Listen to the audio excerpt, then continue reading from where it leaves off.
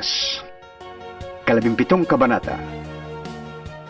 Sinabi ni Jesus sa kanyang mga alagad, Hindi mawawala ang mga sanhi ng pagkakasala, ngunit kakilakilabot ang sasapitin ng taong panggagalingan yon. mabuti pa sa kanya ang bitinan ng isang gilingang bato sa leeg at itapon sa dagat, kaysa maging sanhi ng pagkakasala ng isa sa maliliit na ito. Kaya't mag-ingat kayo. Kung magkasala sa iyo ang kapatid mo, pagsabihan mo. At kung siya'y magsisi, patawarin mo. Kung 7 ulit siyang magkasala sa iyo sa maghapon, at 7 ulit ding lumapit sa iyo at sabihin niyang, nagsisisi ako, kailangan patawarin mo siya. Sinabi ng mga apostol sa Panginoon, Dagdagan po ninyo ang aming pananampalataya. tumugon ang Panginoon, kung ang inyong pananampalataya ay maging sinlaki man lamang ng buto ng mustasa, masasabi ninyo sa punong ito ng sikomoro, mabunot ka at matanim sa dagat, at susundin kayo nito. Sino sa inyo magsasabi sa kanyang aliping kagagaling sa pag-aararo o pagpapastol ng mga tupa sa bukid, halika at kumain ka na? Hindi ba't ang sasabihin ninyo'y, ipaghanda mo ko ng hapunan, magbihis ka at silbihan mo ko habang ako'y kumakain.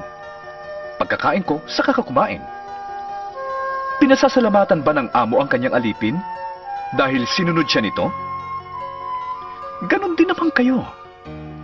Kapag nagawa na ninyo ang lahat ng iniutos sa inyo, sabihin ninyo, kami mga aliping walang kabuluhan, tumutupad lamang kami sa aming tungkulin.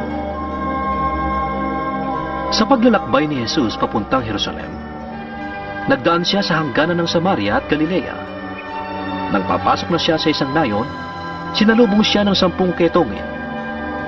Tumigil ang mga ito sa may kalayuan at sumigaw, Jesus, Panginoon, mabag po kayo sa amin. Pagkakita sa kanila ay sinabi ni Jesus, lumakad na kayo at magpatingin sa mga pare. Habang sila'y naglalakad, gumaling sila. Nang mapuna ng isa na siya'y magaling na, nagbalik siyang sumisigaw ng pagpupuri sa Diyos. Nagpatira pa siya sa paanan ni Jesus at nagpasalamat.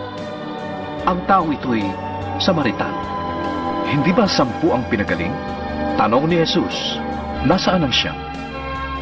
Wala bang nagbalik upang magpuri sa Diyos kundi ang dayuhang ito? Sinabi ni Jesus sa kanya, tumindig ka at humayo. Pinagaling ka ng iyong pananampalataya. Minsan, si Jesus ay tinanong ng mga Pariseo kung kailan magsisimula ang paghahari ng Diyos. Sumagot siya, walang makikitang palatandaan ng pagsisimula ng paghahari ng Diyos.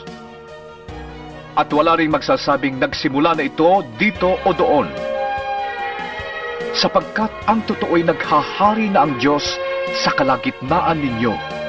At sinabi niya sa mga alagad, darating ang panahon na hahangarin ninyong makita ang isa sa mga araw ng anak ng tao. Ngunit hindi niyo ito makikita. May magsasabi sa inyo, naroon siya o narito siya.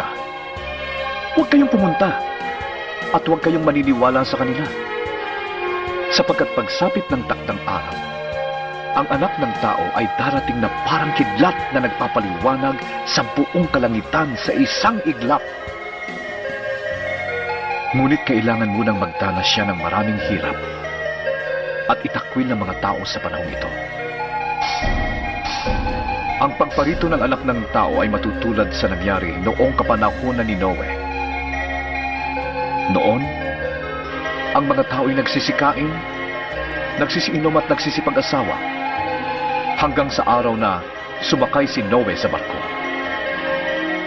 Dumating ang baha at namatay silang lahat.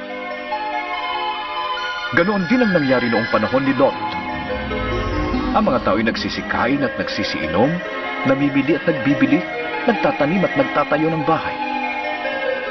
Ngunit ng araw na umalis si Lot sa Sodoma, umulan ng apoy at asupre at natupok silang lahat.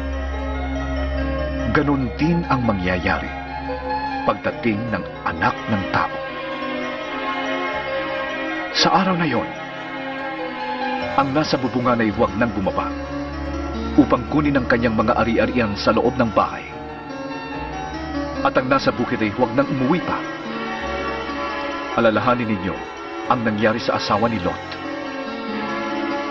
Ang sino mang magsikap na iligtas ang kanyang buhay ay mawawalan nito. Ngunit ang sino mang mawala ng kanyang buhay ay siyang makakapagligtas nito.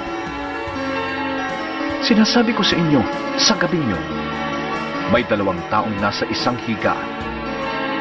Kukunin ang isa at iiwan ang isa.